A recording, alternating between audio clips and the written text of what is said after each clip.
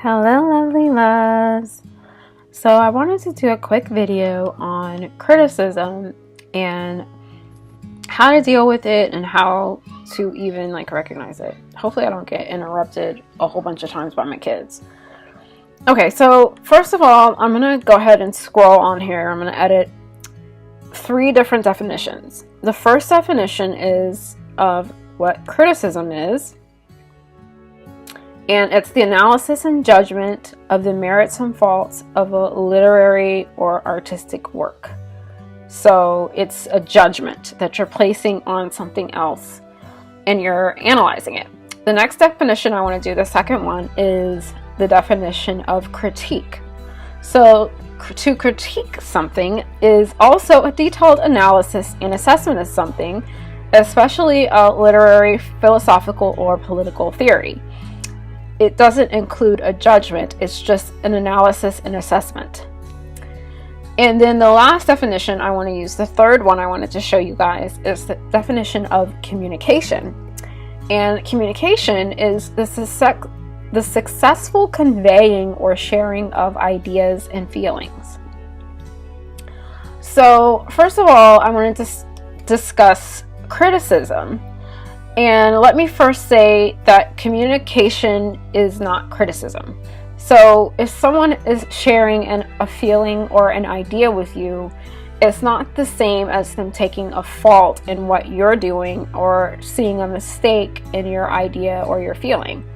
So I want to note that, if someone's critiquing your work though, or critiquing something about you, it could easily be taken as a criticism. So where was I? I was on the point of how you could easily take a critique of your work as a criticism. So yeah, you could easily take somebody critiquing something as being critical or criticizing what you're doing, and that really has to do with how you see yourself and how you see the work that you're presenting. Cut this out. Okay, so if you have a really strong affiliation with something, or you have a really strong pull to it and it's dear to your heart, when someone critiques it or is giving their honest opinion about it, it can seem like it's a criticism. An example I will give you is I spent many years as a designer, and so my job was to create and then to present and be critiqued on my creations. So I would make something, I would put together, this design, I would do these lines, all of it would be my creation from my heart, the color combinations, everything. And then I would present it. And then, maybe I would present something, and right after I'm done, the boss would say, oh, I really like that, but those colors are awful. And you need to just redo that. Or you just need to redo that because that's not working. That's ugly.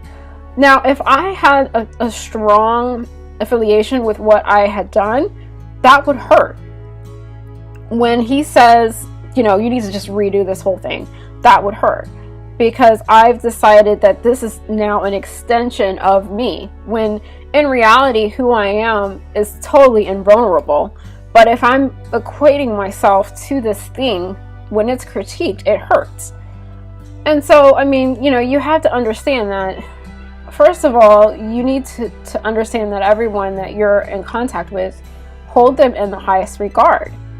So instead of me taking the critique as a criticism, you should see it as being helpful.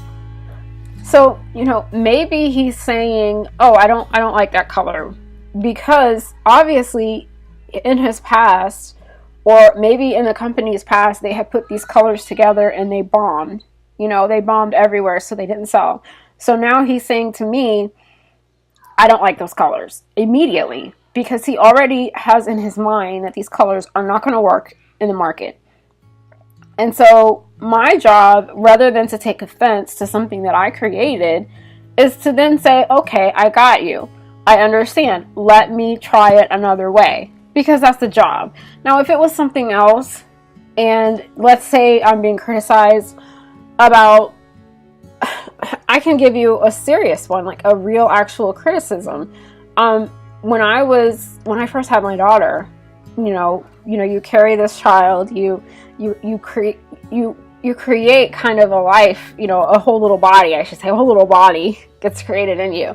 And then you have this baby, and like, so I named her. Me and my husband, with both of my children, I waited until they were born and until I could experience their birth, number one, and then number two, look them in the eyes before I named them.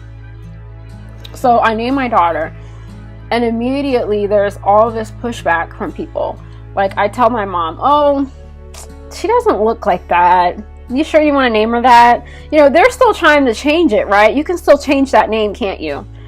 And it's complete criticism, because there's a judgment there, first of all, that I was wrong in my name. And second of all, there is a wanting for me to do something different. Like, I'm supposed to now change the name of my daughter to something that you like. You see what I'm saying? So it's like total and obvious criticism and judgment in my mind. And I could have taken like a huge offense to that. Like, oh my God, how dare you tell me I need to change the name of my daughter? Did you carry her for 9 months? Okay, well, when you start carrying like you did with me, yeah, you named me, right? I might not like my name, but whatever, that's my name. So when you have another kid, you can name that other kid. That's how I could have been. But instead, what I did was I just said, you know what? No, I'm not changing her name. I love her name. My husband loves her name. That is her name. So there you have it. And there's nothing else to be done with it. So obviously with the criticism, you can take it however you want. Like, even with my mom, she was definitely judging, but I took it as she's trying to be helpful because for whatever reason she doesn't like the name. And that's fine. She's entitled to not like something, but she's not entitled to, make me change how I feel about it. So I still love her name, and I'm not going to let her decide how I feel about it. And a lot of times with criticism and with judgment, it's, they're attacking because they really are in some way trying to be helpful, whether it's they're trying to help themselves or they're trying to somehow help you. But the way that they're going about it is actually from a place that's not correct. And like with her, she was doing it out of love in some way, in her own way. She thought that it was the best thing to do. But the way that I felt was that there was nothing wrong with it, and I wasn't afraid of it. So you have to first, in order for it to even really get to you to the point where you're, just unsure, is you have to first be unsure.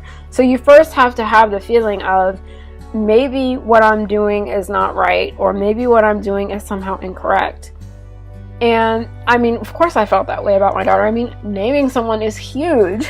It's a huge responsibility. Having a child is a huge responsibility. So being like, oh, this is going to be their name now forever, and I'm the one that has to decide what that is, it's a huge thing. So I mean, of course, there was a little bit of, oh my gosh, is this right? Is this the right name for her? Is this really right for her?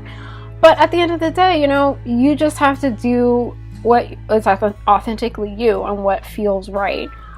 And, that's someone outright telling you to change something. That is, to me, what criticism is. When someone outright tells you, you're wrong and this is what you need to do. To me, that is a criticism. Now, when someone's sharing an idea that's different than your idea, that is not criticism. That is them sharing their view. If I'm sitting here and I'm talking to you about, how I feel about the government or something, and maybe I'm just like, they're all out to get you. And then you're like, well, I'm actually on welfare and I love the government because I love my government check, Well, that's fine. I'm not then feeling like, oh my God, you hate me because I don't like the government, and now I need to either go get on a government check too in order for you to like me, or I need to just like kill myself. That's not the case. It's just you decided that you like something that I don't, and I'm still going to hate the government, and you're still going to love the government because you're getting a check. And there's nothing wrong with either one of those situations, because ultimately both of them don't mean anything. How about that? Because what we really are is all the same. It's immensely, immeasurably valuable. And being upset over things that don't matter doesn't help anyone. So finding the common ground and finding the love and the criticism and underneath it is the way to go. Like, even with my mom, I still love her. I didn't change my daughter's name, but you know, it doesn't matter. She's over it because she knows that it's not her decision, and we have a great relationship.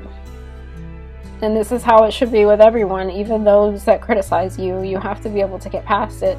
Now, if someone's actively just trying to hurt you on a regular basis, and all they do is tell you how horrible you are and what a dumb person, and you know, maybe they're physically abusing you or whatever, if they're doing that, that's a whole other thing.